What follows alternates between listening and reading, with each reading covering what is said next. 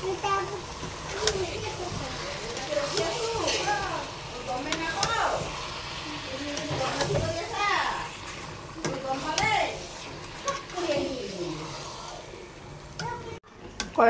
যে মুরগি, কয়লার মুরগি বা এখন লেগ পিস বড় বড়, মানে মুরগিটা বহুত বড় আসলো, কিন্তু মুরগিটা মানে আমরা দেখছি না অত বড় আসলাম, মানে মাংসর মানে বোঝা যায় যে এত বড় আসলো।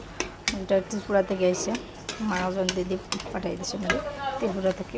এখন আমরা ভাবছি গরম করিয়া, আর এখানে ব্রাউন রাইস মানে সিদ্ধ হয়ে গেছে, পানি ফেলে একদম জাস্ট ব্রাউন রাইস দিয়ে আর মাংস গুনা দিয়ে আমার মনে হয় না বেশ তেমন খাওয়া ঠিক মজা, মানে ভালো লাগে না, ভালো লাগে না।